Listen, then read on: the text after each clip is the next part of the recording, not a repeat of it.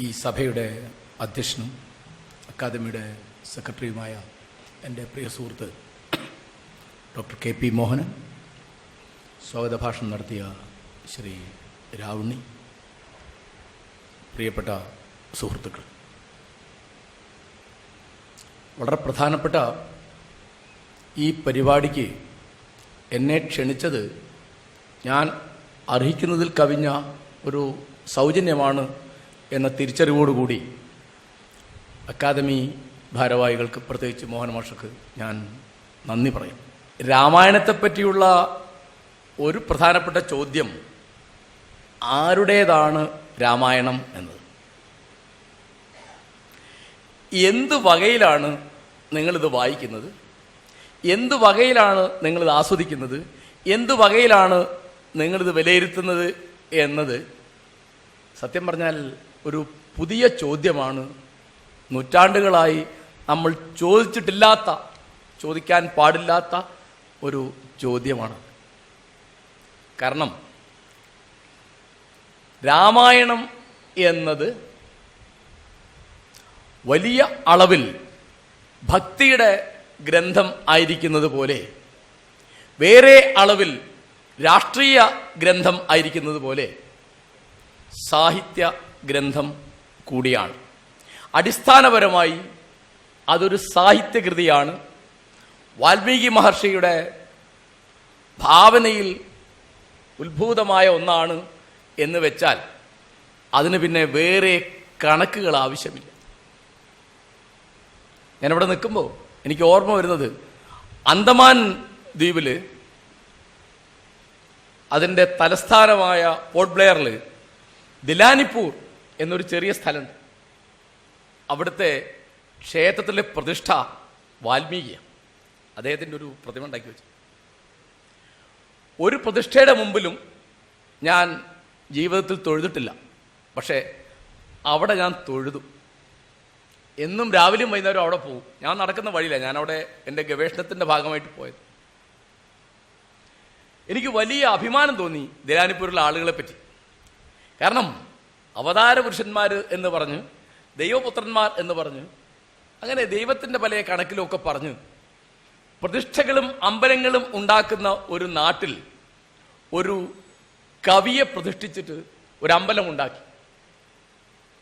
ചെറിയ കാര്യമല്ല. ഗാന്ധി ജീവിച്ചിരിക്കുമ്പോൾ ആന്ധ്രാപ്രദേശിൽ അങ്ങനെ ഒരു ഗാന്ധി ക്ഷേത്രം ഉണ്ടാക്കിയിരുന്നു. അതിൻ്റെ വാർത്ത വന്നപ്പോൾ ഗാന്ധി തൻ്റെ പത്രത്തിൽ ഒരു എഡിറ്റോറിയൽ എഴുതി, കാണിച്ചത് അന്യായമാണ് എന്നും ആ പ്രതിമ അവിടുന്ന് നീക്കിക്കളയേണ്ടതാണ് എന്നും ആ കെട്ടിടം ഗ്രാമത്തിലെ കുട്ടികൾക്ക് വിദ്യാലയമായി ഉപയോഗിക്കണം എന്നും പറഞ്ഞിട്ട്. അത് പിന്നെ അദ്ദേഹം വാസ്തവത്തിൽ ഗാന്ധി ഭക്തനായതുകൊണ്ട് അങ്ങനെ ചെയ്തു. ഇപ്പം തമിഴ്നാട്ടിൽ ഒരു ഗാന്ധി ക്ഷേത്രമുണ്ട്. അവിടെ പ്രധാനപ്പെട്ട പണി രാവിലെയും വൈകുന്നേരവും അതിൻ്റെ മുകളിൽ എത്രയോ ഇടങ്ങഴി പാല് ഇങ്ങനെ അഭിഷേകം നടത്തുകയാണ്. ആലോചിച്ചു, ഗാന്ധി പശുവിൻ്റെ പാൽ ഒഴിവാക്കി ആട്ടുംപാല് കുടിച്ച ആളാ ഗാന്ധി. അപ്പോൾ ഗാന്ധി പ്രതിമയിൽ ചെയ്യേണ്ട ഒരു കാര്യം പാലഭിഷേകമാണ്. ഞാനതിൻ്റെ ചിത്രങ്ങളും ദൃശ്യങ്ങളും ഒക്കെ ഫേസ്ബുക്കിലൊക്കെ കണ്ടിട്ടുണ്ട്. നമ്മുടെ രാഷ്ട്രീയത്തിൽ രാമന് വലിയ മേൽവിലാസം ഉണ്ടാക്കി കൊടുത്ത ഒരാള് ഗാന്ധി. അദ്ദേഹം രാമരാജ്യം എന്നൊരു വാക്ക് പറഞ്ഞിരുന്നു. ഹേ റാം എന്ന് വിളിച്ചുകൊണ്ട് അദ്ദേഹം മരിച്ചു വീണു എന്ന് ഒരു കഥയുണ്ട്. അത് സത്യമല്ല. ഗാന്ധിയെ കൊല്ലാൻ വേണ്ടി ഒരു പ്രധാനപ്പെട്ട ശ്രമം നടന്നത് 48 ജനുവരി 20 അന്ന് ബോംബെറിഞ്ഞു, അത് പൊട്ടിയില്ല. അപ്പോ ആ വീണത് ബോംബാണ് എന്നും പൊട്ടാതെയാണ് എന്നും അവിടുത്തെ ആ കാര്യങ്ങൾ നോക്കിയിരുന്ന DYSP ബാലസുബ്രഹ്മണ്യൻ, അദ്ദേഹം തമിഴനാ, അദ്ദേഹം ആകെ ബേജാറായി.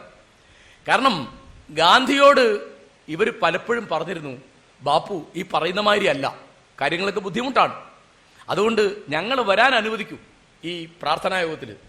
ഗാന്ധി പറഞ്ഞു, ആർക്കും എൻ്റെ പ്രാർത്ഥനാ യോഗത്തിൽ വരാം, ആയുധം കൊണ്ട് വരാൻ പറ്റില്ല, പിന്നെ പോലീസ് വേഷത്തിൽ വരാൻ പറ്റില്ല. അപ്പൊ ഇവരൊക്കെ സാധാരണ വേഷത്തിലാണ് വരുന്നത്.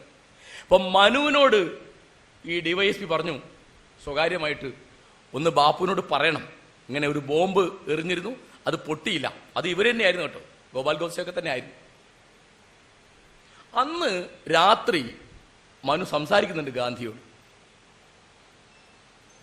ഇങ്ങനെയാണ് ബാപ്പു, കാര്യങ്ങളൊക്കെ വളരെ ബുദ്ധിമുട്ടാണ്.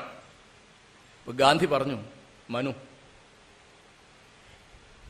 എന്റെ നേരെ ഒരു വെടിയുണ്ട ചീറി വരുമ്പോ അത് വിരിമാറ് കാണിച്ചുകൊണ്ട് സ്വീകരിക്കാനും ഹേ റാം എന്ന് വിളിച്ചുകൊണ്ട് മരിച്ചു വീഴാനും പറ്റിയാൽ നീ ആളുകളോട് പറയണം, ബാപ്പുവിനെ പറ്റി നമ്മൾ പറഞ്ഞ ചിലതൊക്കെ ശരിയാണ്. അല്ല, ശരീരം ചീർന്നിച്ച് ഏതെങ്കിലും ഒരു പായലോ കട്ടിലോ കിടന്ന് ഞാൻ മരിച്ചു പോയാൽ നീ ആളുകളോട് പറയണം, ബാപ്പുവിനെ പറ്റി നമ്മൾ പറഞ്ഞ പലതും ശരിയായിരുന്നില്ല. ഇതാണ് സംഭവം. ജനുവരി 30 നഥുറാം ഗോഡ്സെ അദ്ദേഹത്തെ ആദ്യം നമസ്കരിച്ചു, പിന്നീട് 3 വെടിവെച്ചു. വെടികൊണ്ട് ഗാന്ധി വീഴുമ്പോ ഇപ്പോഴും ഭാഗ്യവശാൽ ജീവിച്ചിട്ടുള്ള കല്യാണസുന്ദരം എന്ന് പറയുന്ന വേറെ ഒരു തമിഴൻ, സെക്രട്ടറിയാണ്, കല്യാണസുന്ദരം തൊട്ടടുത്തുണ്ട്. ഗാന്ധി മിണ്ടിയിട്ടില്ല എന്ന് കല്യാണസുന്ദരം പറയും. അപ്പോ ഹേ റാം എന്ന് പറഞ്ഞുകൊണ്ട് മരിച്ചു വീഴണം എന്ന് ഗാന്ധി പറഞ്ഞിരുന്നു എന്നുള്ളത് മരിച്ചു വീണപ്പോൾ അതേ അങ്ങനെ പറഞ്ഞു എന്ന് വലിയ തെറ്റൊന്നുമില്ല. അങ്ങനെയാണ് നമ്മൾ കഥകൾ ഉണ്ടാക്കുന്നത്. പിന്നെ നമ്മളെപ്പോഴും ഓർക്കേണ്ടതാണ്, സ്റ്റോറിയാണ് പലപ്പോഴും നമ്മൾ ഹിസ്റ്ററി ആയിട്ട് പറയുന്നത്. നമുക്കതിൻ്റെ വ്യത്യാസം അങ്ങനെ അറിഞ്ഞുകൂടാ, ഏതാ സ്റ്റോറി ഏതാ ഹിസ്റ്ററി. ഇപ്പം രാമായണം സ്റ്റോറിയാണ്, നമ്മൾ പറയുന്നത് അത് ഹിസ്റ്ററിയാണ്. കാരണം അതുകൊണ്ട് രാഷ്ട്രീയമായി നമുക്ക് ആവശ്യമുണ്ട് എന്നുള്ളത് കൊണ്ടാണ്. ഇപ്പോൾ ഉൽപ്പത്തി പുസ്തകം നിർത്തിവെച്ചിട്ട് അത് ഹിസ്റ്ററിയാണ് എന്നാണ് സയന്റിസ്റ്റുകൾ പറയുന്നത്, അത് സ്റ്റോറിയാണെന്നല്ല. എപ്പോഴും അങ്ങനെയാണ്. അപ്പോൾ ക്രിസ്തുവിനെ പറ്റിയാണെങ്കിലും മുഹമ്മദിനെ പറ്റിയാണെങ്കിലും ധാരാളം കഥകൾ ഉണ്ടാവും. ആ കഥകളൊക്കെ ചരിത്രമാണ് എന്ന് പറയുകയും അത് വിശ്വസിക്കുകയും ചെയ്യുക എന്നുള്ളതാണ്. ഇപ്പോൾ ഞാൻ ഈ സഭയുടെ മുമ്പാകെ നിൽക്കുമ്പോൾ 30 കൊല്ലം മുമ്പ് എൻ്റെ ഗവേഷണത്തിൻ്റെ ഭാഗമായി മാപ്പിള രാമായണം എന്ന് ഒരു നാടോടി കാവ്യമുണ്ട് എന്ന് കണ്ടെത്തിയതിൻ്റെ ദുരിതം എനിക്ക് ഓർമ്മ വരികയാണ്. അന്ന് 2 പ്രശ്നം ഉണ്ടായിരുന്നു. എന്താ വെച്ചാൽ TH കുഞ്ഞിരാമൻ നമ്പ്യാർ പാടുന്ന പല പാട്ടുകളിടയ്ക്ക് ഇങ്ങനൊരു സാധനമുണ്ട് എന്ന് ഞാൻ അവതരിച്ചെടുത്ത് അത് കൊണ്ടുവന്ന് ഗുപ്തനായർ മാഷയും അഴീക്കോട് മാഷയും ഒക്കെ കാണിച്ച് അങ്ങനെ അതൊരു വാർത്തയായിട്ട് വരികയാണ്. അപ്പം 2 ചോദ്യമാണ് ഉണ്ടായത്. ഒന്ന്, മാപ്പിളമാർക്ക് എന്തിനാ രാമായണം? രണ്ടാമത്തെ ചോദ്യം, രാമായണത്തിനാ മാപ്പിളമാര്? മുസ്ലിം മതമൗലികവാദികൾ ചോദിക്കുന്നു മാപ്പിളമാർക്ക് എന്തിനാ രാമായണം. ഹിന്ദു മതമൗലികകൾ ചോദിക്കുന്നു രാമായണത്തിന് എന്തിനാ മാപ്പിളമാര്. അപ്പോ രാമായണം എന്ന് പറയുന്നത് ഏതെങ്കിലും ഒരു പ്രത്യേക വിഭാഗത്തിന് അവകാശപ്പെട്ടതാണ് എന്ന് പറയുന്നത് തീർച്ചയായിട്ടും മനുഷ്യ സമൂഹത്തോടും സംസ്കാരത്തോടും കാണിക്കുന്ന വലിയ അന്യായമാണ്. നിങ്ങൾ എന്നോട് ചോദിച്ചാൽ ഞാൻ പറയും, ഞാനൊരു ഇന്ത്യക്കാരനാണ്, ഞാനൊരു മനുഷ്യനാണ്, രാമായണത്തിൽ എനിക്കും അവകാശമുണ്ട് എന്ന്. ക്രിസ്തുവിൽ എനിക്കൊരു അവകാശമുണ്ട്, മാർസിൽ എനിക്കൊരു അവകാശമുണ്ട്, ബുദ്ധനിൽ എനിക്കൊരു അവകാശമുണ്ട്, മുഹമ്മദിൽ എനിക്കൊരു അവകാശമുണ്ട്. കാരണം ഇത് അനേകം നൂറ്റാണ്ടുകളായി തുടരുന്ന മനുഷ്യ സംസ്കാരത്തിന്റെ മഹാപ്രവാഹത്തിൽ കാണുന്ന ചില തുരുത്തുകളാണ്, അവിടുത്തെ ചില പച്ചപ്പുകളാണ്, ചില പൊടിപ്പുകളാണ്. അങ്ങനെയാണ് നമ്മൾ ജീവിക്കുന്നത്. ക്രിസ്തു മരിച്ചുപോയി എന്ന് പറഞ്ഞാൽ നമുക്ക് ജീവിതമില്ലാതെ ആയിപ്പോവും എന്ന് തോന്നുമ്പോഴാണ് നമ്മളൊരു കഥയുണ്ടാക്കുന്നത്. അവൻ 3-ാം പക്കം ഉയർത്തെഴുന്നേറ്റും. അത് ചരിത്രമാണ് എന്നൊരു കൂട്ടർ പറയും, അവർ പറയട്ടെ, അതിലൊന്നും ഒരു തെറ്റുമില്ല. പിന്നെ അത് ചരിത്രമല്ല കഥയാണെന്ന് ഞാൻ പറയും, അതിലൊരു തെറ്റുമില്ല. അങ്ങനെയാണത്. അപ്പോ രാമായണം എത്രയുണ്ട് എന്ന് പഠിച്ചത്, പ്രധാനമായും പഠിച്ചത് ഒരു ഇറ്റാലിയൻ പ്രീസ്റ്റാണ്, കാമിൽ ബുൽക്കെ. അദ്ദേഹം ഹിന്ദിയിൽ വലിയ പണ്ഡിതനായിരുന്നു. ഹിന്ദിയിലാണ് അദ്ദേഹത്തിൻ്റെ തീസിസ് വന്നത്. അത് അക്കാദമി പ്രസിദ്ധീകരിച്ചു. അഭയദേവാണ് പരിഭാഷപ്പെടുത്തിയത്. അനേകം അനേകം അനേകം രാമായണങ്ങൾ. അതിലിപ്പോൾ നമ്മുടെ എഴുത്തച്ഛന് ഒരു പാരഗ്രാഫാണ് കിട്ടിയത്, അത്രയധികം ലോകത്തിൻ്റെ പല ഭാഗത്തും. അതിലൊന്നും ജാതിയുടെയോ മതത്തിൻ്റെയോ ഭാഷയുടെയോ ദേശത്തിൻ്റെയോ വൻകരയുടെയോ ഒന്നും ഒരു വ്യത്യാസമില്ല. അതിൽ കാണാത്തൊരു രാമായണം ഞാൻ വേറെ കണ്ടത് ഈ സഭയിൽ പറയാം. അറബിയിൽ രാമായണമുണ്ട്, മാപ്പിളപ്പാട്ടിൽ രാമായണമുണ്ട് എന്ന് പറഞ്ഞപ്പോഴാണ് ഈ കച്ചറ വന്നത്. അറബിയിൽ രാമായണമുണ്ട്, ആ രാമായണം എഴുതിയ ആളുടെ പേരിലും കാമിൽ എന്നുണ്ട്. കാമിൽ ബുൽക്കെ എന്നുള്ള ഇറ്റാലിയൻ പ്രീസ്റ്റ് ആണെങ്കിൽ കാമിൽ കൈലാനി എന്ന് പറയുന്ന ഈജിപ്തിലെ അറേബ്യൻ പണ്ഡിതനാണ് രാമായണം എഴുതിയത്. ആ രാമായണത്തിന്റെ പേര് ഫി ഗാബത്തി ഷയാത്തീൻ, പിശാചുക്കളുടെ മഹാവനത്തിൽ എന്നാണ് ആ പുസ്തകത്തിന്റെ പേര്. ഇനി ആ പുസ്തകത്തിന് മലയാള പരിഭാഷയുണ്ട്. ആ പുസ്തകം കാലിക്കറ്റ് യൂണിവേഴ്സിറ്റി അറബി BA പാഠപുസ്തകമായിരുന്നു 1984. നമ്മൾ അറിയുന്നില്ല, കാരണം കാമിൽ ബുൽക്കയ്ക്ക് എത്താവുന്ന ദൂരത്തായിരുന്നില്ല അറബി പുസ്തകം. ആ അറബി രാമായണത്തിലെ ഒരു കഥ ഞാൻ പറയാം. രാമായണം പറയുമ്പോൾ നമ്മൾ എപ്പോഴും എത്ര വലിയ രാമഭക്തനും വിശദീകരിക്കാൻ കഴിയാത്ത ഒന്നാണ് ബാലിവധം. ബാലി ചോദിക്കുന്നുണ്ടത് എന്തിനാണ് ഒളിയം പെയ്ത് അങ്ങ് എന്നെ കൊന്നത് എന്നതിന് രാമന് കൃത്യമായി മറുപടിയില്ല. അല്ലേ പ്രശ്നം? അറബിയിൽ കാമിൽ കൈലാനി എഴുതിയ രാമായണത്തിലെ തമാശ എന്താന്ന് വിചാരിച്ചാല്, ബാലി അന്യായമായി തന്റെ സഹോദരൻ സുഗ്രീവന്റെ ഭാര്യയെ തട്ടിയെടുത്തവനും തിരിച്ചാ. ബാലിയുടെ ഭാര്യ, ബാലി മരിച്ചുപോയി എന്ന് വെച്ച് താര സുഗ്രീവന്റെ കൂടെ പുറത്തു എന്നല്ല അറബി രാമായണത്തിൽ എന്താണുള്ളത്, തിരിച്ച. അങ്ങനെ പല അന്യായങ്ങളും ചെയ്ത അധർമ്മചാരിയായ ഒരാളായതുകൊണ്ടാണ് ബാലിയെ കൊന്നത് എന്ന് ആ അറേബ്യൻ എഴുത്തുകാരൻ ഈജിപ്തിൽ അറബിയിൽ എങ്ങനെയാണ് ഷേക്സ്പിയറെ അദ്ദേഹം പരിചയപ്പെടുത്തിയത്, അതുപോലെ അദ്ദേഹം വാൽമീകിയെ പരിചയപ്പെടുത്തും. ഇതുപോലെ അനവധി കാര്യങ്ങൾ. ശംഭൂകവധം എന്നുള്ളൊരു കാര്യം ആ അറബി രാമായണത്തിൽ ഇല്ല. ഒരു തെറ്റുകുറ്റങ്ങളില്ലാത്ത വളരെ ഒരു ശുദ്ധമായ ഒരു ക്ലീൻ ഇമേജുമായിട്ടാണ് അറബിയിലെ രാമൻ ജീവിക്കുന്നത്. പിന്നെ പൊതുവെ ആളുകൾക്ക് അറിയുന്ന ഒരു കാര്യമാണ്, മലേഷ്യയിലും സിംഗപ്പൂരിലും അങ്ങനെ പല മുസ്ലിം സമൂഹങ്ങളിലും പല തരത്തിലുള്ള രാമായണങ്ങളുണ്ട്. അത് അറബിയിലുണ്ട് എന്നുള്ളത് നമുക്ക് അങ്ങനെ അറിഞ്ഞുകൂടായിരുന്നു. അതിനെപ്പറ്റി ഒരു 15 കൊല്ലം മുമ്പ് ഞാൻ മാതൃഭൂമി വാരതത്തിൽ ഒരു ലേഖനം എഴുതിയിരുന്നു. അപ്പോഴാണ് ആളുകൾ അമ്പരന്നിട്ട് ഓ അങ്ങനെയുണ്ടോ. അപ്പൊ ഇത് ഞാൻ ചെറിയ കാര്യമാണ് പറയുന്നത്. ഇതൊരു അന്തർദേശീയ പ്രാധാന്യമുള്ള പ്രസക്തിയുള്ള ഒരു കഥയാണ് എന്നാണ് അതിൻ്റെ ചുരുക്കം. കാരണം ഇതിപ്പോ മറ്റുള്ളവർ നോക്കുമ്പോൾ ഈ തരത്തിലുള്ള അവതാരത്തിൻ്റെയോ ദൈവത്തിൻ്റെയോ ഒക്കെ കഥകളുണ്ടാവും. ആ കഥകളൊക്കെ ഒരു ഭാഗത്ത്, വേറെ ഒരു ഭാഗത്ത് അത് മനുഷ്യ കഥയാണ്. രാമായണത്തിന്റെ എന്നെ ആകർഷിക്കുന്ന പ്രധാനപ്പെട്ട ഒരു ഭാഗം അതിൻ്റെ മനുഷ്യഹൃദയജ്ഞാനമാണ്. എങ്ങോട്ട് നോക്കിയാലും അത് എത്ര അഗാധമായി മനുഷ്യഹൃദയത്തെ ചിത്രീകരിക്കുന്നു എന്നത് നമ്മളെ അമ്പരപ്പിക്കും. ഞാനൊരു വളരെ തമാശ വന്നൊരു രംഗം ആദ്യം പറയാം. ലങ്കയിൽ ചെന്നിട്ട് ഇവരവിടെ തമ്പടിച്ചിരിക്കുകയാണ്. രാമലക്ഷ്മണന്മാരും സുഗ്രീവനും ഹനുമാനും ഒക്കെ, ഈ വാനര സൈന്യം മുഴുവനുണ്ട്. ഈ സമയത്ത് ഒരാള് വരുന്നു. ചാരന്മാർ വിവരം കൊടുത്തു, വരുന്നത് ആരാ? ലങ്ക വാഴുന്ന രാവണ രാജാവിന്റെ അനുജൻ വിഭീഷണനാണ്. അതുകൊണ്ട് രാമനെ കാണാൻ വേണ്ടി വരികയാണ്. അപ്പോ സുഗ്രീവൻ പറയാണ് രാമനോട്, സൂക്ഷിക്കണം, സ്വന്തം ജ്യേഷ്ഠനെ വഞ്ചിക്കാൻ വരുന്നവനാണ്, അവനെ വിശ്വസിക്കാൻ കൊള്ളില്ല. ആരായി പറയുന്നത്? സ്വന്തം ഏട്ടനെ ഈ രാമനെ കൊണ്ട് കൊല്ലിച്ച് ഇവിടെ വന്ന് കുത്തിരിക്കുന്ന പാർട്ടിയാണ് ഈ പറയുന്നത്. ഇതിങ്ങനെ തന്റെ പക്ഷത്ത് ഇങ്ങനെ ഒരു സംഗതി ഉണ്ടായി എന്നതിനെ പറ്റി യാതൊരു ശ്രദ്ധയും യാതൊരു ആലോചനയും ഒരിക്കലും സുഗ്രീവന് പോയിട്ടില്ല. രാമൻ ശരി എന്ന് പറഞ്ഞു കരുതാം.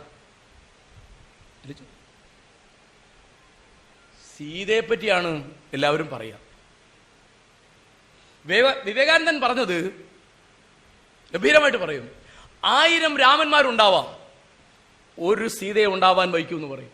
എന്ന് പറഞ്ഞാല് രാമന്റെ 1000 ഇരട്ടി മഹത്വമുള്ള ഒരു വ്യക്തിത്വമാണ് സീത എന്ന് സ്വാമി എപ്പോഴും ആവർത്തിച്ച് പറയും. സീതയ്ക്ക് എന്തെങ്കിലും പ്രശ്നമുണ്ടോ? യാതൊരു പ്രശ്നവും. ആരാണ് സീത? ഭൂമിയുടെ പുത്രിയാണ്. പിന്നെ ചെറിയ ആളല്ല, ജനക മഹാരാജാവിന്റെ വളർത്തുപുത്രിയാണ്. ജാനകിയാണ് അവൾ. രാമന്റെ പത്നിയാണ്. ദശരഥന്റെ സ്നുഷയാണ്. ഈ രഘുകുലത്തിലെ ഏറ്റവും ആദരിക്കപ്പെടുന്ന മരുമകളാണ്. ഒരു സംശയമില്ല. രാമൻ ചോദിക്കുന്നുണ്ട്, നീ എന്തിനാ വരുന്നേ? കാട്ടിലേക്ക്. അവൾ കാട്ടിലേക്ക്. ഇങ്ങനെയൊക്കെയുള്ള സീത ഒന്നും വേണ്ടാത്ത, അതായത് ഈ രാമസന്നിധി അല്ലാതെ വേറെ ഒന്നും വേണ്ടാത്ത ഒരാളാണ് സീത. ആ സീതയാണ് മാരീചന്റെ ഒരു മായാരൂപം കണ്ടപ്പോ, അതാണ് സ്വർണം, സ്വർണരൂപത്തിൽ വരുന്നു. ലക്ഷ്മണൻ പറയുന്നത് ഇത് മായയാണ്. ആർക്കറിയാം? സ്വർണം മായയാണെന്ന് ആർക്കറിയാം?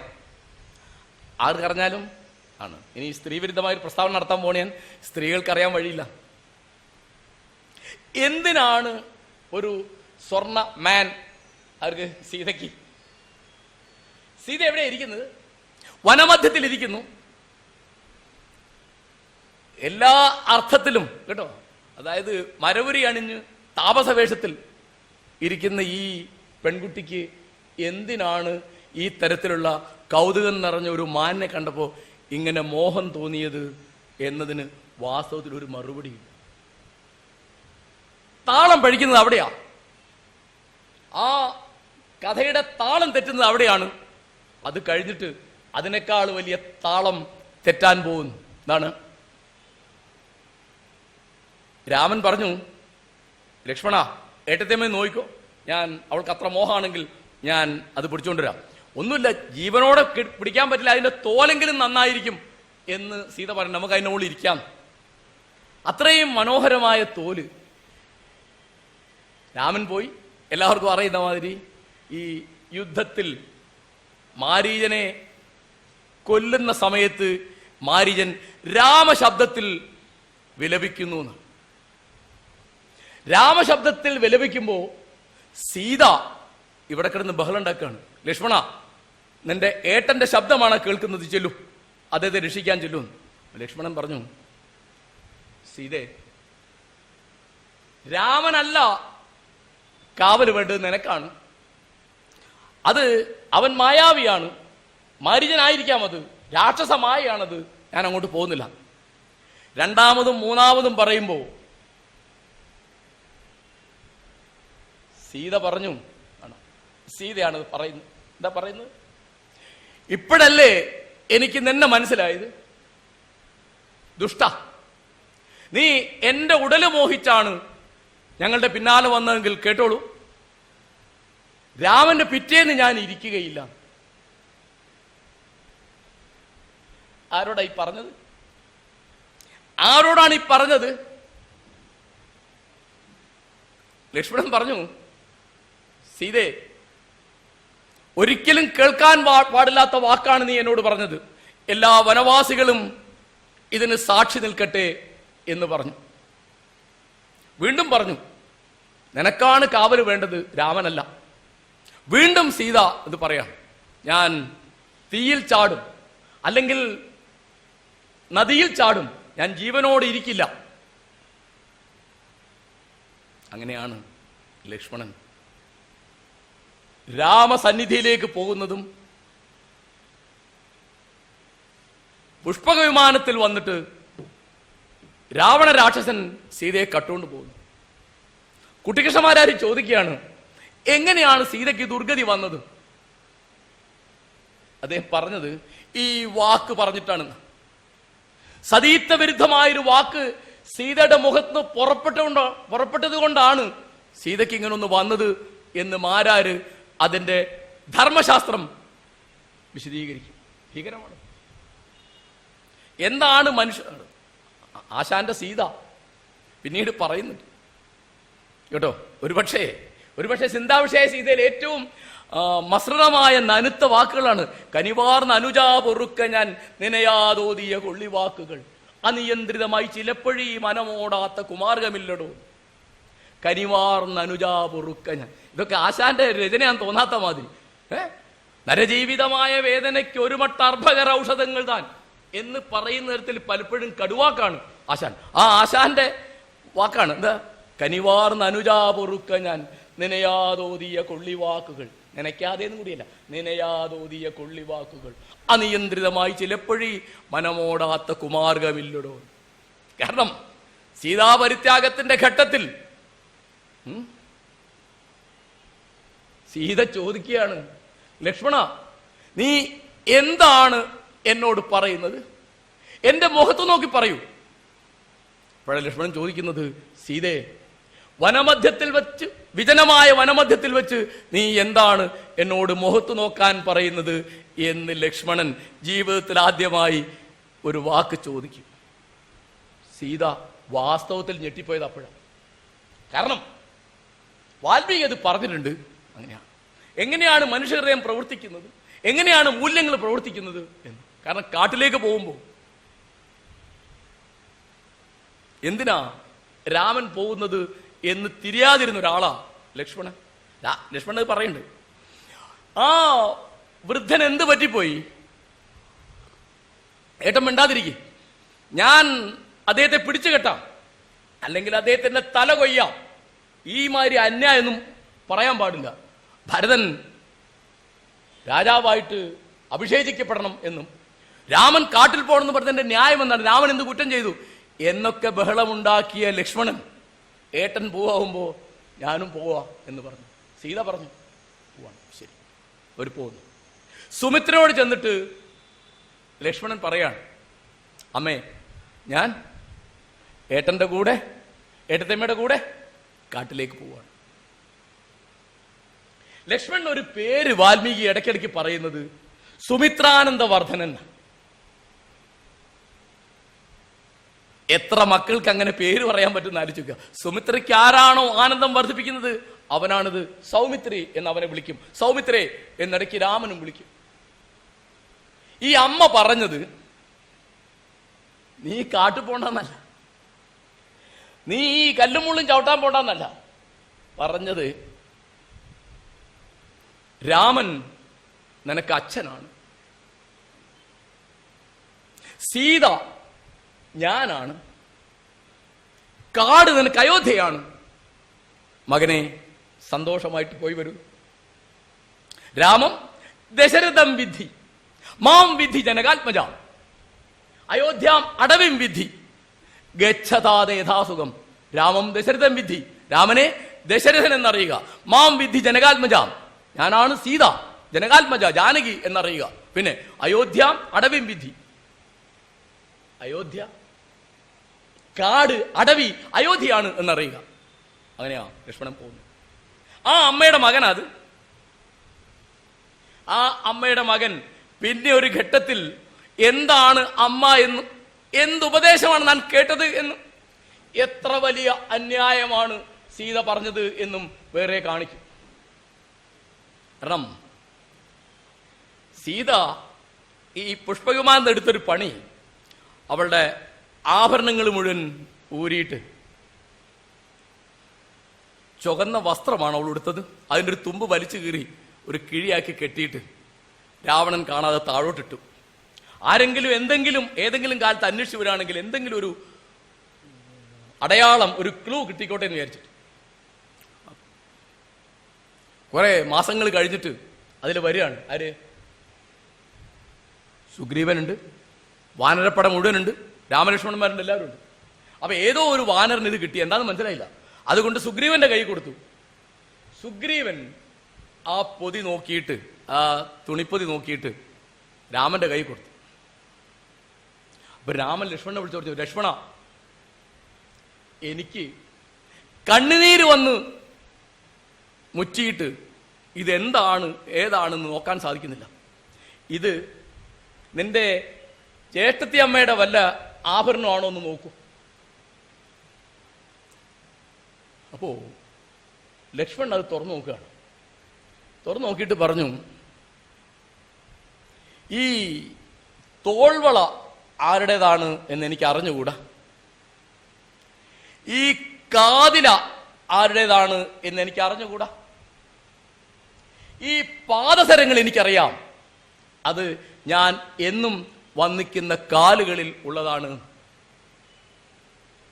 നാഹം ജാനാമി കേയൂരേ നാഹം ജാനാമി കുണ്ടലേ അഭിജാനാമി തു നൂപുരേ നിത്യം പദാഭിവന്ദനാഥ്.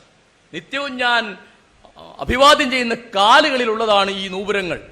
അപ്പൊ എന്താ കാര്യം ചാല് കേട്ടോ, DP സംഗാലിയ അദ്ദേഹത്തിന്റെ പ്രസിദ്ധമായ രാമായണ പഠനത്തിൽ രാമായണത്തിന്റെ കാലം നിശ്ചയിക്കുന്നത് ഈ രണ്ട് തോൾവള കേയൂരം ഈ കുണ്ടലം വെച്ചിട്ടാണ്.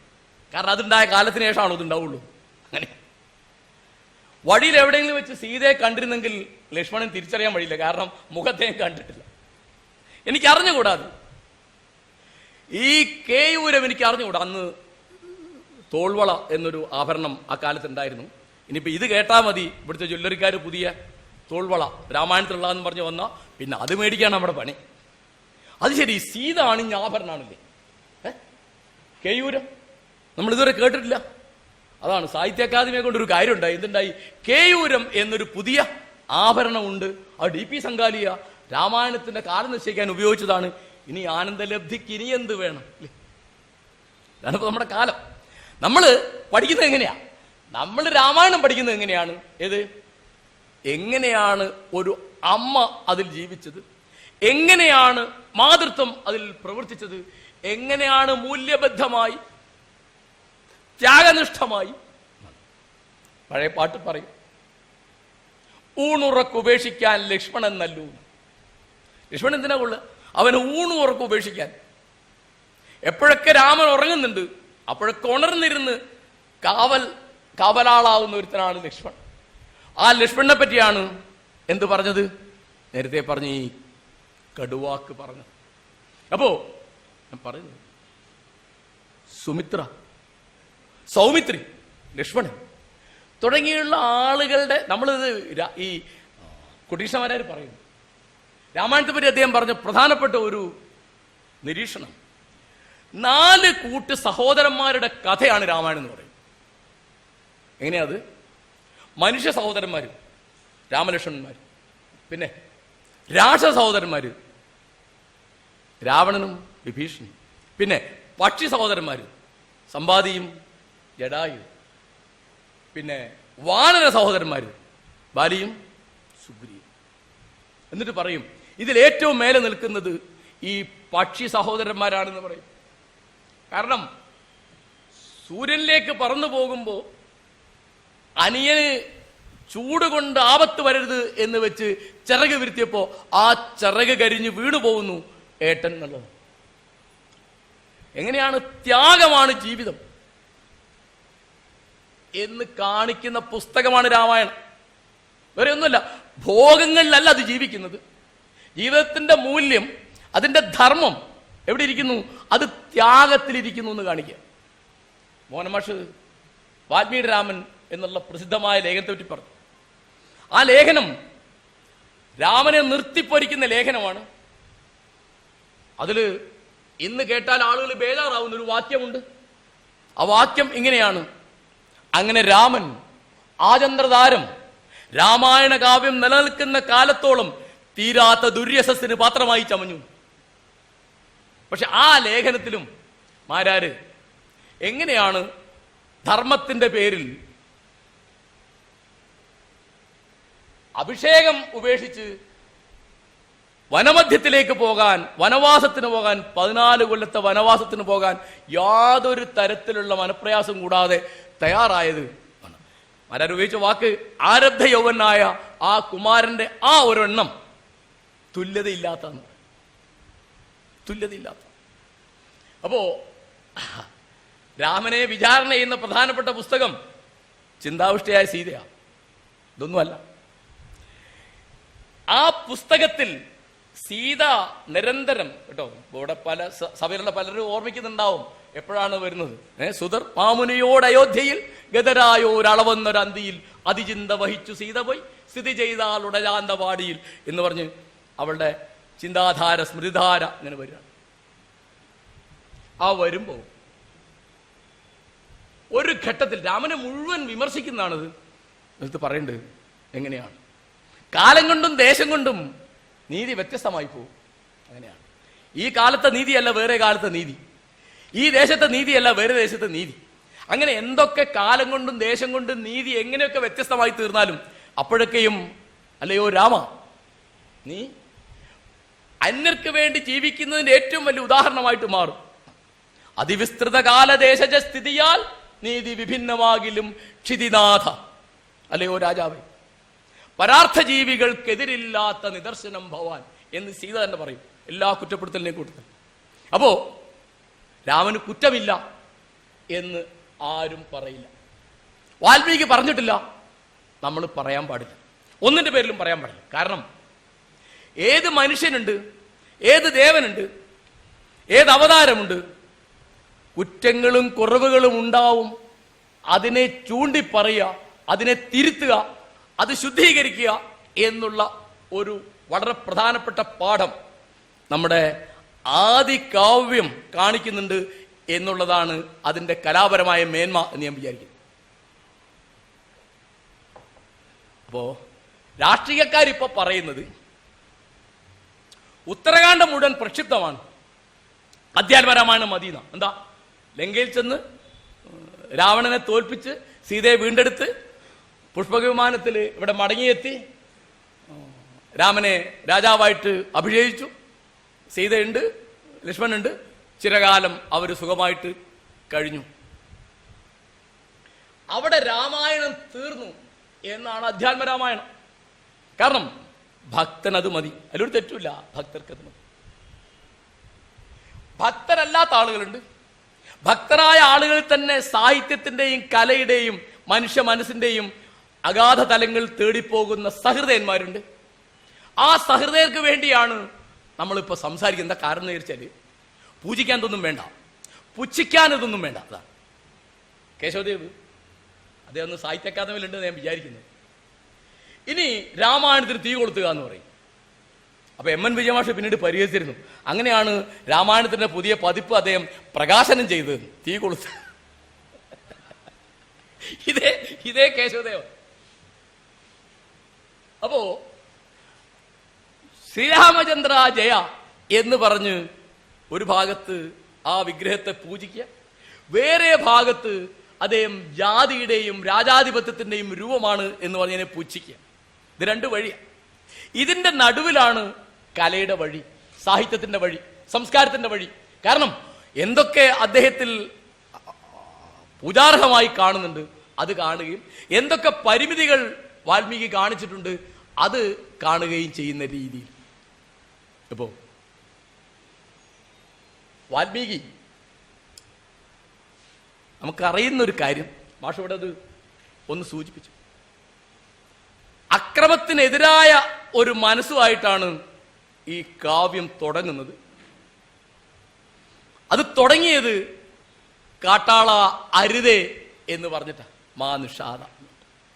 ചെറിയ കാര്യമാണ് ഒരു നിലയ്ക്ക് ആലോചിച്ചാൽ. ക്രൗഞ്ചപ്പടകളിൽ ഒന്നിനെ അമ്പ ഇത് വീഴ്ത്തിയിരുന്നു. അപ്പോ ഞാനത് വിചാരിക്കുന്നത്, ക്രൗഞ്ചമിഥുനങ്ങളിൽ ഒന്ന് അമ്പ് കൊണ്ട് വീണപ്പോ എങ്ങനെയാണ് ഒരു സ്ത്രീ ഹൃദയം വേദനിച്ചത് എന്ന് മുനിക്ക് മനസ്സിലായി. ഈ കവിയെപ്പറ്റി കാളിദാസൻ പിന്നീട് പറയും. രഘുവംശം 14-ാം സർഗത്തില് സീതാപരിത്യാഗം വർണ്ണിക്കുമ്പോൾ ഗംഭീരമായൊരു രംഗമുണ്ട്. വനമധ്യത്തിൽ സീതയെ ഉപേക്ഷിച്ചു മടങ്ങുകയാണ് ലക്ഷ്മണൻ. ലക്ഷ്മണൻ പറഞ്ഞു, ഗുരു, രാജാവ്, ഭർത്താവ്, എന്റെ ജ്യേഷ്ഠൻ നിന്നെ തിരിച്ചു കൊണ്ടേലണ്ട എന്ന് പറഞ്ഞിട്ടുണ്ട്. ആ പറയുന്നതിന്റെ പശ്ചാത്തലം എത്ര ഭംഗിയായിട്ടാണ് കാളിദാസൻ വിവരിക്കുന്നതെന്ന് വെച്ചാല്, ഈ സീത ഗർഭിണിയാണ്. അപ്പോ ഗർഭകാലത്ത്, കേട്ടോ, ഇതൊക്കെ എനിക്ക് അറിഞ്ഞൂടാ, ഈ സഭയിലെ സ്ത്രീകൾ പൊറുക്കണം വല്ല തെറ്റുണ്ടെങ്കിൽ, അന്ന് ചില ഗർഭപ്പൂതികളൊക്കെ ഉണ്ടാവും, അരിശു പറച്ചിൽ എന്ന് പറയും. അപ്പോ വനജീവിതത്തെപ്പറ്റി കൊട്ടാരത്തിലെ ചിത്രകാരന്മാർ എഴുതിയ ചിത്രങ്ങൾ കണ്ടിങ്ങനെ നടക്കുമ്പോൾ രാമൻ ചോദിക്കും, സീതേ, നിനക്ക് ഈ സമയത്ത് എന്താ ആഗ്രഹം തോന്നുന്നു? അപ്പൊ സീത പറയാണ്, കേട്ടോ, സാധു ആയതുകൊണ്ട്, പൊട്ടത്തി ആയതുകൊണ്ട്, നേർബുദ്ധിക്കാരത്തി ആയതുകൊണ്ട് എനിക്ക് ആ പഴയ കാടുകളൊക്കെ കാണാൻ തോന്നുന്നു. അതെ, എന്താ കാര്യം? ഒന്നുമില്ല, അവിടെ നമ്മൾ സമയം ചെലവാക്കി നമ്മൾ ജീവിച്ച കാലത്തെ എല്ലാ ദുഃഖങ്ങളും എനിക്കിപ്പോൾ സുഖങ്ങളായിട്ട് തോന്നുന്നു. അതുകൊണ്ട് എനിക്ക് അതിലേക്ക് തിരിച്ചു പോകണമെന്നുണ്ട്. പ്രാപ്താനി ദുഃഖാന്യഭി ദണ്ഡകേഷു സഞ്ചിന്യമാനാനി സുഖാന്യഭൂവൻ. അവിടെ പ്രാപ്തങ്ങളായ എല്ലാ ദുഃഖങ്ങളും ഇന്ന് ആലോചിക്കുമ്പോൾ സ്മൃതിയായിട്ട് വരുമ്പോൾ അതൊക്കെ എനിക്ക് സുഖമായിട്ട് തോന്നുന്നു. അതുകൊണ്ട് എനിക്ക് തിരിച്ചു പോകണം. ആ ചാൻസിലാണ് നിന്റെ ഏട്ടത്തിയമ്മയ്ക്ക് ദണ്ഡകവനങ്ങൾ കാണുന്ന മോഹമുണ്ട്, നീ അവളെ കൊണ്ടൊക്കെ കാണിച്ചു പോരും. അടുത്ത വാചകം പറഞ്ഞു, തിരിച്ചു കൊണ്ടുവരണ്ട. അപ്പോ തിരിച്ചു കൊണ്ടുവരണ്ട എന്ന് പറഞ്ഞത്, അങ്ങനെ പറഞ്ഞിട്ടുണ്ട് എന്ന് പറയുമ്പോൾ സീത നിലവിളിക്കുകയും ബോധം കെടുകയൊക്കെ ചെയ്തു. ലക്ഷ്മണൻ മടങ്ങിപ്പോയി. ഇത് കഴിഞ്ഞിട്ടാണ് കാളിദാസൻ ആ രംഗം ചിത്രീകരിക്കുന്നത്. ബോധം തെളിഞ്ഞപ്പോ ഈ പെൺകുട്ടി കേട്ടോ, അവൾ 7 മാസം ഗർഭിണിയാണ്, കരയാണ്, അഴകുരൽ പക്ഷിയെ പോലെ നിലവിളിക്കുന്നു. ഈ സന്ധ്യാവന്ദനത്തിന് പോകുന്ന മുനി കേട്ടോ, അന്ന് കവിയായിട്ടില്ല. നേരത്തെ രത്നാകരൻ എന്നാണ് പേര് എന്ന് പറയുന്നത്. ഒരു കാട്ടാളനാണ്, പിടിച്ചോടിക്കാരനാണ്, പിന്നീടാണ് മുനിയായത്. അപ്പോഴും കവിയായിട്ടില്ല. ഈ കരച്ചിൽ കേട്ട് അദ്ദേഹം അങ്ങോട്ട് ചെന്നപ്പോ ഈ കിടക്കുന്നത് ആരാണ്, എന്താണ് സംഭവിച്ചത് എന്ന് തന്റെ ദിവ്യദൃഷ്ടി കൊണ്ട് മനസ്സിലായി. കാരണം അദ്ദേഹത്തിന്റെ പ്രിയ സുഹൃത്ത് ജനക മഹാരാജാവിന്റെ മകളാണിത്. അദ്ദേഹം പറയുന്നുണ്ട്, മകളെ നീ വിഷമിക്കണ്ട, നീ പിതൃഗ്രഹത്തിൽ തന്നെയാണ് എത്തിയത് എന്ന് വിചാരിച്ചോളുന്ന. അവളെ കൂട്ടിക്കൊണ്ടുപോയി അദ്ദേഹത്തിന്റെ ഭരണകുടീരത്തിൽ താമസിപ്പിച്ചു. അവിടെയാണ് അവള് ഇരട്ട പെറ്റത്. പക്ഷെ ഈ കരച്ചിൽ കേട്ട് പോകുമ്പോ എങ്ങനെയാണ് പോയത്, എന്തിനാണ് പോയത് എന്ന് പറയുമ്പോൾ കവി ആരാണ്, കവിത എന്താണ് എന്ന് വളരെ സ്വാഭാവികമായി, മനോഹരമായി, ഗംഭീരമായി കാളിദാസൻ നിർവചിക്കും. അദ്ദേഹം പറഞ്ഞത്, കവി കരച്ചിൽ കേട്ട് അതിന്റെ പിന്നാലെ പോകുന്നവനാണെന്ന. അന്ന് കവി ആയിട്ടില്ല, കവിത എഴുതാൻ പോകുന്നുള്ളൂ. പറയാ, മഹർഷി എന്നല്ല പറഞ്ഞത്, കാട്ടാളൻ എന്നല്ല പറഞ്ഞത്, താപസൻ എന്നല്ല പറഞ്ഞത്, കവി എന്ന് പറയും. കവി രുദിതാനുസാരി, രോദനത്തെ അനുസരിച്ച് ചെല്ലുന്നവൻ, കരച്ചിലിന്റെ പിന്നാലെ പോകുന്ന. നമ്മുടെ എല്ലാവർക്കും അറിയുന്ന ഒരു പാട്ടാ അത്, ഒരു കവിതയത്. വയലാർ പറയും, സ്നേഹിക്കയില്ല ഞാൻ നോവുമാത്മാവിനെ സ്നേഹിച്ചിടാത്തൊരു തത്വശാസ്ത്രത്തെ. ഈ കരച്ചിലിന്റെ പിന്നാലെ പോകുന്ന ഒരുത്തനാണ് കവി എന്ന് കാളിദാസൻ ആദി കവിയെ വെച്ചിട്ട് കവിയെ നിർവചിക്കും. മാത്രമല്ല, എനിക്ക് എപ്പോഴും അത്ഭുതം തോന്നുന്നത്, അദ്ദേഹം കവിത എഴുതാൻ ആദി കവിയായത്, കവിത എഴുതാൻ പോകുന്നത്. അപ്പോ രാമായണ കാവ്യം എഴുതിയത് എന്തിനു വേണ്ടിയാണ് എന്ന് നമ്മൾ ആലോചിക്കും. എന്തിനു വേണ്ടിയാന്ന് വാൽമീകി പറയും. വാൽമീകി ഇതിൽ കഥാപാത്രമാണ്. വാൽമീകി ഇതിൽ കഥാപാത്രമാണ്. അപ്പോൾ അദ്ദേഹം ഏറ്റവും വളരെ ചെറിയ ചില കാര്യങ്ങൾ പറഞ്ഞാൽ, രാമനെ പറ്റി, രാമന്റെ യോഗ്യതയായിട്ട് അദ്ദേഹം ഒരിക്കൽ പറഞ്ഞത്, ഒരു സ്ഥലത്ത് പറഞ്ഞത്, ആരെ കണ്ടാലും ആദ്യം രാമൻ സംസാരിക്കുന്ന ആലോചിച്ചു. രാമന്റെ ഒരു വിശേഷണം പറഞ്ഞത് പൂർവഭാഷീന്ന്. ആദ്യം സംസാരിക്കും. ഇപ്പൊ നമ്മൾ സാധാരണത്തിൽ ഇങ്ങോട്ട് ചിരിച്ചോ, ഇങ്ങോട്ട് കണ്ടു നടിച്ചോ, നമ്മൾ കഥകളി കാണുന്ന മാതിരി അധികം ആൾ കാണല്. കഥകളിൽ ഇങ്ങനെ 4 മണിക്കൂർ കഴിഞ്ഞിട്ട് അങ്ങോട്ട് കാണല എന്ന മാതിരി. നമ്മൾ പ്രൊഫസറാണ്, ഹെഡ് ഓഫ് ദി ഡിപ്പാർട്ട്മെന്റ് ആണ്, രജിസ്ട്രാറാണ്, സെക്രട്ടറി ആണ്, അല്ലെങ്കിൽ കുന്നശ്ശേരിയാണ് എന്ന് നമ്മളിങ്ങനെ. അപ്പോ രാമൻ ആരെ കണ്ടാലും അത്ര വിനീതനായ ഒരുത്തനാണ്, വളരെ സുജനമര്യാദയുള്ള ഒരുത്തനാണ് എന്ന് പറയാൻ വേണ്ടി വാൽമീകി ഉപയോഗിച്ചൊരു വാക്ക്. അദ്ദേഹം ആരെ കണ്ടാലും ആദ്യം സംസാരിക്കും പൂർവഭാഷി എന്ന് പറയും. പിന്നെ തന്റെ സംസാരത്തെ പറ്റി വാൽമീകി പറയുന്നത്. വാൽമീകി ഇതിൽ കഥാപാത്രം, വലിയ തമാശ. ഇപ്പോ മഹാഭാരതത്തില് എങ്ങനെയാണ് വ്യാസൻ ഉടനീളം ഒരു കഥാപാത്രമായിരിക്കുന്നത്, അതുപോലെ ഒരു ഘട്ടം കഴിയുമ്പോൾ ഈ കൃതിയിൽ വാൽമീകി സ്വയം ഒരു കഥാപാത്രമായിട്ട് ഒരു നിലയ്ക്ക് അദ്ദേഹത്തിന് ആത്മകഥ ചെയ്തു. അതിലൊരു സ്ഥലത്ത് പറഞ്ഞത്, ഒരു കാര്യവും രണ്ടാമത് പറയാത്തവനായ മുനി വാൽമീകി എന്ന് പറയും. ഒരു കാര്യവും രണ്ടാമത് പറയാത്തവൻ.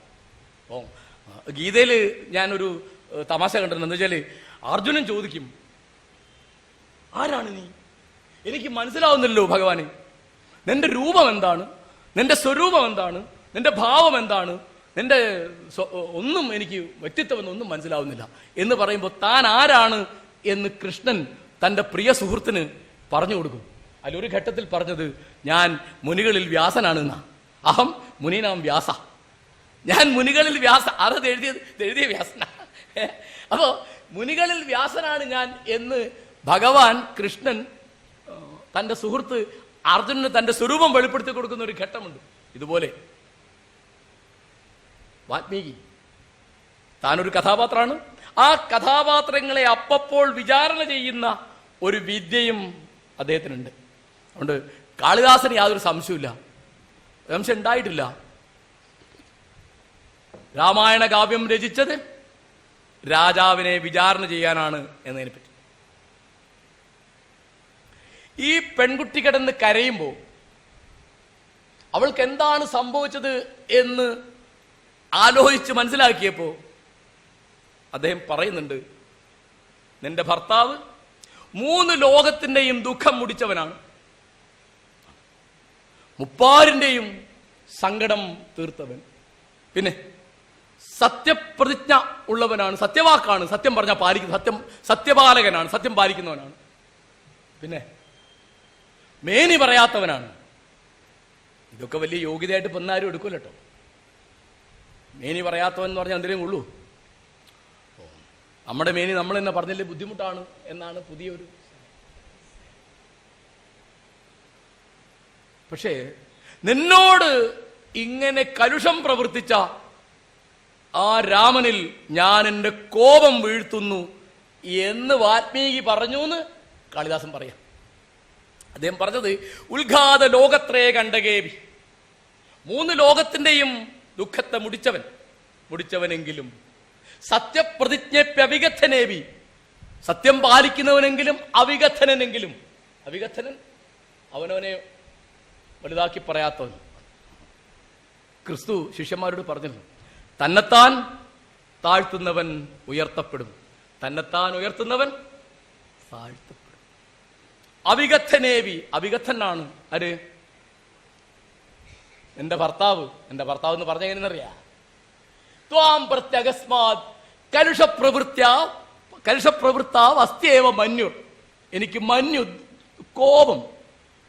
ആരോട്?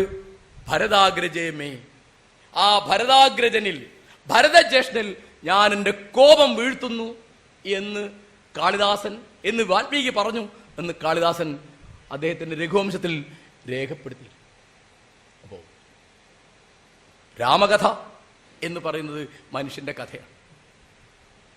എല്ലാ യോഗ്യതകളും കേട്ടോ, രാമന് എല്ലാവർക്കും അറിയുന്ന കാര്യങ്ങൾ, അദ്ദേഹത്തിന്റെ പിതൃഭക്തിയെ പറ്റിയോ, അദ്ദേഹത്തിന്റെ ജനങ്ങളോടുള്ള അദ്ദേഹത്തിന്റെ താല്പര്യത്തെ പറ്റിയോ, അദ്ദേഹത്തിന്റെ ധർമ്മചാരിതത്തെ പറ്റിയോ ഒന്നും ആരും തർക്കിക്കൂല. സീത പറഞ്ഞു, ഞാൻ പറഞ്ഞില്ലേ, അത് പരാർത്ഥ ജീവികൾക്കെതിരില്ലാത്ത നിദർശനം ഭവാൻ. അന്യർക്ക് വേണ്ടി ജീവിക്കുന്നതിന്റെ ഏറ്റവും വലിയ നിദർശനം, ഉദാഹരണം രാമനാണെന്ന്. സീത പോയി കഴിഞ്ഞിട്ട് പിന്നെ കേട്ടോ, CN ശ്രീകണ്ഠൻ നായർ 3 നാടകങ്ങളായിട്ട് എഴുതുന്നത് കാഞ്ചന സീത. കാഞ്ചന സീതയെ ഇരുത്തിയിട്ടാണ്, അല്ലാതെ വേറെ കല്യാണം കഴിച്ചിട്ടില്ല. അദ്ദേഹത്തിന്റെ അച്ഛന്റെ ഉദാഹരണമാണെങ്കിൽ അദ്ദേഹം 3 കല്യാണം കഴിച്ചു. അച്ഛനോട് വലിയ ഭക്തിയുള്ള ആളാ. അച്ഛൻ 3 കെട്ടിയല്ലോ, ഞാൻ 4 കെട്ടട്ടെ എന്ന് വിചാരിച്ചില്ല, വേറെ കല്യാണം വേണ്ട എന്ന് വെച്ചു. മാരാര് ചോദിക്കുകയാണ്, അത് വേറെ ലേഖനത്തിലാണ്, ഇംഗ്ലണ്ടിന്റെ ചരിത്രത്തിൽ ഇങ്ങനെ ഒരു സംഭവമുണ്ട്. എഡ്വേർഡ് എട്ടാമൻ, സ്പെൻസർ പ്രഭു ഒരു പെൺകുട്ടിയെ പ്രേമിച്ചു. കല്യാണം കഴിക്കണം എന്നായപ്പോ അവിടുത്തെ രാജകുടുംബം അത് വിലക്കി, പാർലമെന്റ് വിലക്കി. തിരുരക്തം ഇല്ലാത്ത ഒരു പെണ്ണിനെ കെട്ടാൻ പാടില്ല, കെട്ടിയ രാജാവാവില്ല. അദ്ദേഹം കെട്ടി, രാജപദവി വേണ്ട എന്ന് വെച്ചു. മാരാര് ചോദിക്കുകയാണ്, ഇംഗ്ലണ്ടിന്റെ ചരിത്രത്തിലെ ഒരു രാജാവിന് ഇങ്ങനെ ചെയ്യാമെങ്കിൽ എന്തുകൊണ്ടാണ് ദൈവത്തിന്റെ അവതാരമായ രാമന് എനിക്ക് ഈ പെൺകുട്ടി മതി, എനിക്ക് രാജാധിപത്യം വേണ്ട എന്ന് വെക്കാൻ സാധിക്കാഞ്ഞത് എന്ന് നമ്മുടെ സ്റ്റോറിയും പടിഞ്ഞാറുകാരന്റെ ഹിസ്റ്ററിയും കൂടി താരതമ്യപ്പെടുത്തിയിട്ട് മാരാർ ചോദിക്കും. ഭീകരമാണ്. മാരാരാ വഴിക്ക് കൊണ്ടുപോകുന്നത് ദേശമംഗലത്ത് വാരാ. അദ്ദേഹത്തിന്റെ പ്രസിദ്ധമായ പുസ്തകം അത്, ആദികവിയുടെ ആദർശ പുരുഷൻ എന്ന്. എങ്ങനെയാണ് ഒരു ഗൂഢാലോചന അയോധ്യയിലെ രാജധാനിയിൽ നടന്നത്, എങ്ങനെയാണ് ഭരതനെ അതിൽ നിന്ന് ഒഴിവാക്കിയത്, KK രാജ്യത്തേക്ക് എങ്ങനെയാണ് ആളെ അയക്കാതെ പോയത് എന്നൊക്കെ പറഞ്ഞ് വിസ്തരിച്ച് രാമൂർത്ത് വാര്യർ ഒരു സുദീർഘമായ ലേഖനം എഴുതുന്നതാണ് മാരാര് ഈ തരത്തിലുള്ള നിരൂപണങ്ങളിലേക്ക് വരുന്നത്. തീർച്ചയായിട്ടും ഇത് കാളിദാസന്റെയോ ദേശമംഗലത്ത് വാര്യരെയോ കുട്ടിക്കൃഷ്ണമാരാരുടെയോ ഒരു മനോധർമ്മമാണോ എന്ന് നമ്മൾ ആലോചിക്കും. ഇന്ത്യയിൽ എനിക്കൊരു സംശയമില്ല കേട്ടോ, വിമർശനം എന്നൊരു സംഗതിയെപ്പറ്റി ഇവിടെ ആർക്കും ഒരു ബേജാറുണ്ടായിട്ടില്ല. ഇപ്പോ ഇവിടുത്തെ പ്രധാനപ്പെട്ട ഒരു വിമർശന ഗ്രന്ഥം രാമായണമാണ്, വേറൊന്ന് മഹാഭാരതം. മഹാഭാരതം അതിന്റെ അവസാന ഘട്ടത്തിൽ യുദ്ധം കഴിഞ്ഞ് 101 മക്കളെ പെറ്റ ഗാന്ധാരി സ്ത്രീപർവം എന്നത് വിലാപപർവമാണ് എന്ന് പറയും. മലയാളികളിൽ മിക്കവർക്കും കാണാപ്പാടുള്ള വരികളാണ്. അപ്പോ ശോണിതവും അണിഞ്ഞയ്യോ ശിവശിവ, മകനെ നോക്കിയിട്ട് ഉണ്ണീ മകനെ ദുര്യോധനാഥവ പൊന്നിൻ കിരീടവും ഭൂഷണജാലവും ഉംബർഗോനൊത്തൊരു വമ്പും പ്രതാപവും ഗംഭീരമായൊരു ഭാവവും ഭംഗിയും പട്ടു കിടക്കമേലെ കിടക്കുമാറുള്ള നീ പട്ടു കിടക്കുമാറായതോ ചോരയിൽ എന്ന് പറഞ്ഞിട്ട് എൻ മനം പൊട്ടുന്നതൻ ദൈവമേ എന്ന് പറഞ്ഞിട്ട് കൃഷ്ണൻ നോക്കിയിട്ട് ഗാന്ധാരി വിലപിക്കും. അവിടെ നിർത്തിയില്ല. അപ്പുറത്തുള്ള ഒരുത്തനാ ആരാത്? അത് തന്റെ മക്കളിൽ ഭൂരിഭാഗം ആളുകളെയും കൊന്നുകളഞ്ഞ അർജുനന്റെ മകനാത്. നല്ല മരതക കല്ലിനോടൊത്തൊരു കല്യാണ രൂപൻ കുമാരൻ മനോഹരൻ ചൊല്ലഴും അർജുനൻ തന്റെ തിരുമകൻ വല്ലവി വല്ലഭ നിന്റെ മരുമകൻ കൊല്ലാതെ കൊള്ളാഞ്ഞതെന്തവൻ തന്നെ നീ കൊല്ലിക്കയത്രേ നിനക്കു രസമെടൂ എന്ന് ഭഗവാന് ചീത്ത പറയും ഗാന്ധാരി കേട്ടോ. അവരിങ്ങനെ നോക്കിയപ്പോ കണ്ണിങ്ങനെ കെട്ടിയിരിക്കുകയാണ്. ആ കെട്ടിയ കണ്ണിന്റെ അടി കൂടെ നോക്കിയപ്പോ ധർമ്മോത്തരുടെ നഖം ചീത്തയായിപ്പോയി, കുഴിനകം വന്നുപോയി. എഴുത്തച്ഛൻ പറയും കുനഖിയായി ചമഞ്ഞിതു. അദ്ദേഹം കുനഖിയായിപ്പോയി. അത് കഴിഞ്ഞ് കൃഷ്ണനെ ശപിക്കും. അല്ല, കൃഷ്ണൻ ഭഗവാൻ വിഷ്ണുവിന്റെ അവതാരം. പറയും കൃഷ്ണ, നീയാണിത് മുഴുവൻ ചെയ്തത്. 3 പന്തീരാണ്ട് ചെല്ലുമ്പോ നിന്റെ കുലവും യദുകുലവും ഇതുപോലെ തമ്മിൽ തച്ച് മുച്ചൂടും മുടിഞ്ഞു പോകും എന്ന് പറയുമ്പോ ഒരു ഇളഞ്ചിരിയോടുകൂടി കൃഷ്ണൻ പറഞ്ഞത് സുബലജേ, സുബല മഹാരാജാവിന്റെ മകളാ അത്, സുബലജേ നീ പറഞ്ഞത് സത്യമാണ്, അങ്ങനെ സംഭവിക്കും. അപ്പോ ദൈവത്തെ വിമർശിക്കുക, ദൈവത്തെ ശപിക്കുക, ദൈവത്തെ ചീത്ത പറയുക, ദൈവത്തെ വിചാരണ ചെയ്യുക, ഇതൊന്നും ഒരു കൂസലുള്ള രാജ്യമല്ല ഇന്ത്യ. ഓ, കൃഷ്ണന്റെ വലിയ ഭക്തനാണ് വി.കെ. ഗോവിന്ദനാര്. അദ്ദേഹത്തിന്റെ അവിൽപ്പതിയിലുള്ള ഒരു ശ്ലോകം, കൃഷ്ണൻ ഒരു വൃക്ഷത്തിന്റെ മുകളിൽ കയറി അതിന്റെ മുകളിൽ ഇരിക്കുമ്പോൾ അദ്ദേഹത്തിന്റെ കാലിന്റെ ഭംഗി കണ്ട് ഒരു പക്ഷിയുടെ ചുണ്ടാണെന്ന് വിചാരിച്ചിട്ടൊരു വേടൻ അമ്പ് ചെയ്തു. ആ അമ്പ് തെറ്റിയ കൃഷ്ണൻ മരിച്ചുപോയി. അപ്പൊ വി.കെ. ഗോവിന്ദനാര് പറയണു, ആ വേടൻ അല്ലെങ്കിൽ എന്ത് നാണകടായി പോയനെ, നീ മരത്തിന്റെ മുകളിൽ കെട്ടിത്തൂങ്ങി മരിച്ചു എന്ന് ഞങ്ങൾ പറയേണ്ടി വരില്ല, ഞങ്ങൾക്ക് ഇത് കാണേണ്ടി വരില്ലായിരുന്നു. എന്റെ ഭഗവാനെ, ആ വേടൻ രക്ഷിച്ചു തന്നെ. ഇത് ഭക്തിയുടെ വേറെ ഒരു രൂപമാണ്. ഇത് കൃഷ്ണനെ നിരാകരിക്കുകയല്ല, നിഷേധിക്കുകയല്ല. അത് കൃഷ്ണനെ എങ്ങനെയാണ് ആരാധിക്കുക എന്ന് ഓരോരുത്തരും ഓരോ മാതിരി തീരുമാനിക്കും. അപ്പോ കൃഷ്ണപക്ഷത്തുള്ള, ധർമ്മപുത്രന്റെ പക്ഷത്തുള്ള, പാണ്ഡവ പക്ഷത്തുള്ള ഒരുത്തനാ ആര്? വ്യാസൻ. ഈ വ്യാസൻ പറയുമ്പോഴും തന്റെ പക്ഷത്തുള്ള, തന്റെ മക്കൾ അതൊക്കെ, ആ പക്ഷത്തുള്ള അധർമ്മത്തെ പറ്റിയും മറ്റേ പക്ഷത്തുള്ള ധർമ്മത്തെ പറ്റിയൊക്കെ ഇടയ്ക്ക് പറയും. എന്നിട്ട് ഇടയ്ക്കിടയ്ക്ക് പറയും ധർമ്മത്തിന്റെ തത്വം ഗുഹകളിൽ ഒളിഞ്ഞിരിക്കുന്നു എന്ന് പറയും. മനസ്സിലാവുന്നില്ല എന്ന് പറയും. ധർമ്മസ്യ തത്വം നിഹിതം ഗുഹായ എന്ന് പറയും. അല്ലെ പറയും അതിന്റെ ഗതി, അതിന്റെ പോക്ക് വളരെ ഗഹനമാണ്, നമുക്കത് മനസ്സിലാക്കാൻ സാധിക്കില്ല എന്ന് പറയും. ധർമ്മസ്യ ഗഹനാഗതി എന്ന് പറയും. നമ്മൾ കണ്ടെടുക്കണം എന്ന് പറഞ്ഞിട്ടാണ് മാരാര് ഭാരത പര്യടനം എഴുതി. ഞാൻ വിചാരിക്കുന്നത് രാജാക്കന്മാരെ കുറ്റപ്പെടുത്തി പറയാൻ ഒരു കുളിരുള്ള രാജ്യമല്ല ഇത്. ഒരു ചെറിയ ഇളവ് കൊടുത്തപ്പോ മുണ്ടശ്ശേരി, അദ്ദേഹത്തിന്റെ രാജ്യത്ത് നിന്ന് ഞാൻ സംസാരിക്കുന്നത്, തൃശ്ശൂരിൽ, എങ്ങനെയാണ് ഈ കാട്ടുജാതി പെണ്ണിനെ ഗാന്ധർവ വിധി പ്രകാരം കല്യാണം കഴിച്ച് അവളിൽ സന്തതിയെ ഉൽപ്പാദിപ്പിച്ച രാജാവ് അവളെ മറന്നുപോയത് എന്ന് പറയുമ്പോൾ അത് ദുർവാസാവ് മഹർഷിയുടെ ശാപം കൊണ്ടാണ് എന്ന് പറഞ്ഞത് രാജാവിനെ വെള്ള വീശി കാണിക്കില്ല എന്ന് പറഞ്ഞിട്ട് ഒരു പരപ്പ് ചീത്ത പറയും നമ്മുടെ മുണ്ടശ്ശേരി മാഷ്. ആരെ? കാളിദാസനെ. കാലത്തിന്റെ കണ്ണാടി എന്നുള്ള പുസ്തകത്തിൽ കാളിദാസനും കാലത്തിന്റെ ദാസൻ എന്ന് പറഞ്ഞിട്ട് അങ്ങനെ പറയാം.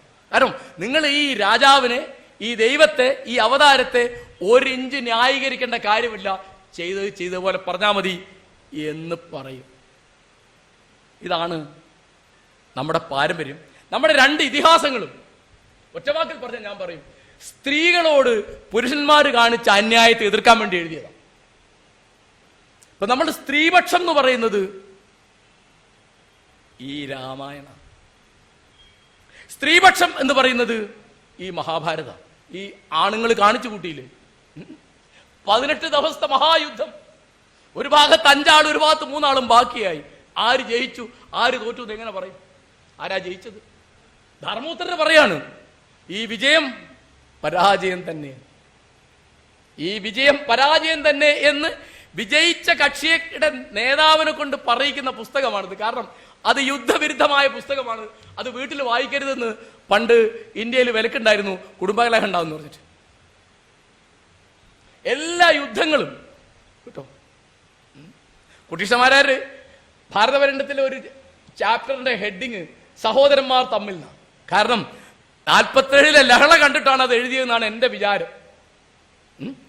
ഇന്ത്യ വിഭജനം 1950 ആ പുസ്തകം വരുന്നത്. ഭാരതപര്യടനം എന്നുള്ള പുസ്തകം മഹാഭാരതത്തെ വിശദീകരിക്കുകയും വ്യാഖ്യാനിക്കുകയും ചെയ്യുന്നതിലധികം സമകാലിക ഇന്ത്യൻ രാഷ്ട്രീയത്തെ വ്യാഖ്യാനിക്കാൻ അദ്ദേഹം ഗാന്ധിയെയും കൃഷ്ണയെയും താരതമ്യപ്പെടുത്തിയിട്ട് ഗാന്ധി കൃഷ്ണന്റെ എത്ര മേലെയാണെന്ന് ആ പുസ്തകത്തിൽ പറയും. എല്ലാ യുദ്ധവും സഹോദരന്മാർ തമ്മിലാണ്.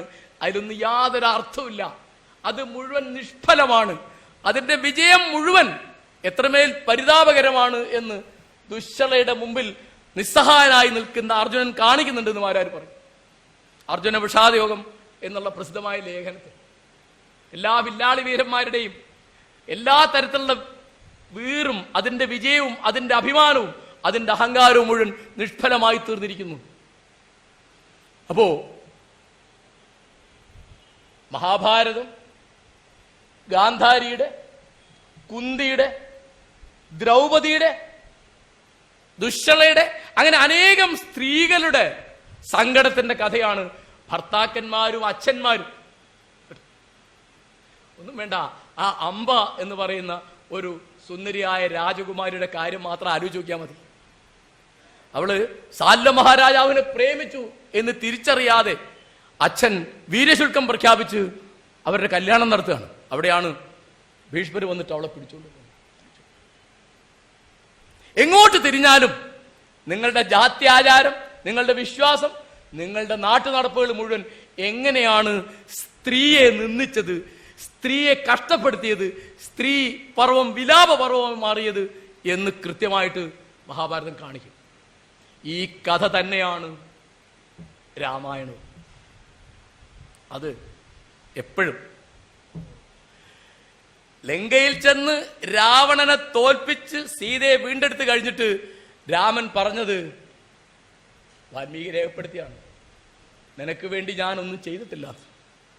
എന്റെ കുലത്തിന്റെ മഹിമ, എന്റെ കുടുംബത്തിന്റെ സൽപ്പേര് ഞാനൊരു ക്ലീബനെ പോലെ നിസ്സഹായനായി നിഷ്ക്രിയനായി നിന്നില്ല എന്ന് ലോകരെ കൊണ്ട് പറയിക്കാൻ വേണ്ടി ഞാൻ ഇതൊക്കെ ചെയ്തത്. അതുകൊണ്ട് നിനക്ക് എവിടെ വേണം പോവാം, എനിക്ക് നിന്നിൽ കാര്യമൊന്നുമില്ല. അപ്പോഴാണ് അവള് ലക്ഷ്മണനോട് പറഞ്ഞ, ലക്ഷ്മണ ചിത കൂട്ട്, എനിക്കിനി ഒരു ലോകം വേണ്ട. അങ്ങനെ ആ അഗ്നിയിൽ പ്രവേശിച്ച സീതയാണ് അഗ്നിശുദ്ധയായിട്ട് തിരിച്ചു വന്ന് രാമപത്നിയായിട്ടിരിക്കുന്നത്. അപ്പോ എല്ലാവർക്കും അറിയുന്ന മാതിരി പിന്നെ ഒരു രചകന്റെ വാക്ക് കേട്ടിട്ടാണ് രാമൻ സീതയെ ഉപേക്ഷിക്കുന്നത്. അപ്പോ ഈ സീതയെ ഉപേക്ഷിച്ചത് തെറ്റാണ് എന്ന് രാമന്റെ മുഖത്ത് നോക്കി പറയുന്നത് വാൽമീകി. അങ്ങനെ രാമകഥ രാമായണമായി രചിച്ചത് താൻ വളർത്തുന്ന രാമന്റെ ഇരട്ടക്കുട്ടികളെ ലവകുശന്മാരെ പഠിപ്പിക്കുന്നത് രാമനത് അറിയാൻ വേണ്ടിയാ. അവര് പാടി നടന്നിട്ടാണ് രാമന്റെ കഥ നാട്ടിൽ പാട്ടായി. അപ്പൊ ഈ കുട്ടികളെ രാജകൊട്ടാരത്തിലേക്ക് വിളിക്കുമ്പോൾ മഹർഷി പറയുന്നുണ്ട്, നിന്റെ അച്ഛൻ ആരാണ് എന്ന് ചോദിക്കുമ്പോൾ ഞങ്ങൾ വാൽമീകിയുടെ ശിഷ്യന്മാരാണെന്ന് പറഞ്ഞാൽ മതി.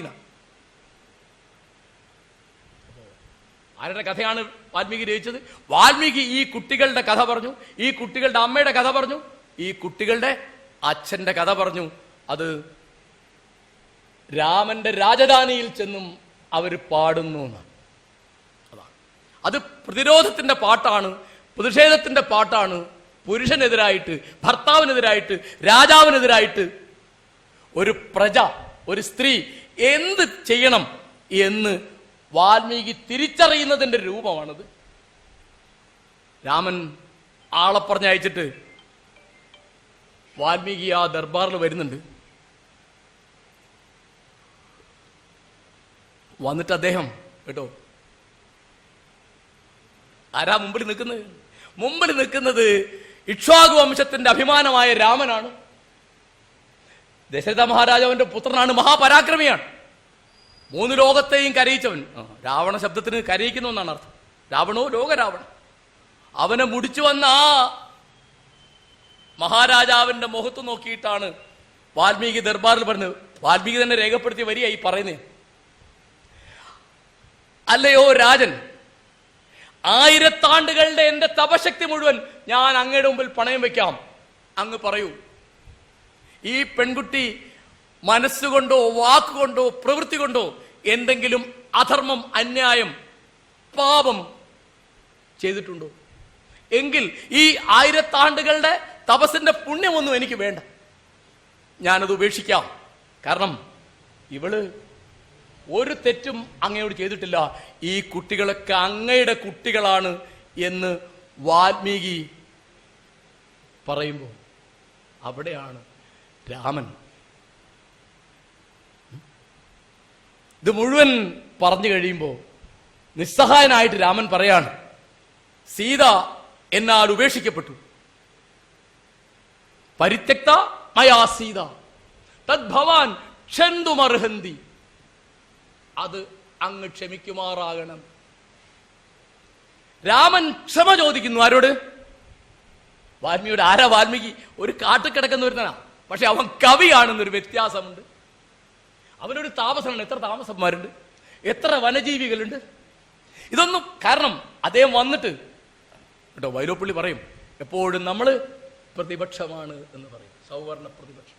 രാജാവിന്റെ മുഖത്ത് നോക്കി അങ്ങേ കാണിച്ചത് അന്യായമാണ് എന്ന് പറയാണ്. എന്താ പറഞ്ഞതാണ്? ഞാൻ 1000 ആണ്ടുകൾ തപം ചെയ്തവനാണ്, എന്റെ തപശക്തി മുഴുവൻ ഞാൻ അങ്ങയുടെ മുമ്പിൽ പണയം വെക്കാം, അല്ലെങ്കിൽ എനിക്ക് ആ തപസ്സിന്റെ ഒരു പുണ്യവും എനിക്ക് വേണ്ട. അങ്ങ് പറയൂ, എന്താണ് ചെയ്തത്? അപ്പോഴാണ് രാമൻ പറയുന്നത്, സീത വന്നിട്ട് അത് പറഞ്ഞാൽ മതി, ഇത് ഞാൻ ഉപേക്ഷിച്ചത് തെറ്റാണ്, സീത ഒന്ന് പറഞ്ഞാൽ ജനങ്ങൾക്ക് ബോധ്യമാവുമല്ലോ. സീത വരിക. സീത വന്നിട്ട് പറഞ്ഞത്, ഞാൻ മനസ്സുകൊണ്ടോ വാക്കുകൊണ്ടോ കർമ്മം കൊണ്ടോ എന്റെ ഭർത്താവിന് ഒരു അപ്രിയവും ഒരു അഹിതവും പ്രവർത്തിച്ചിട്ടില്ല എങ്കിൽ ഈ സമയത്ത് ഞാൻ ഭൂമിയിലേക്ക് ആണ്ടുപോട്ടെ.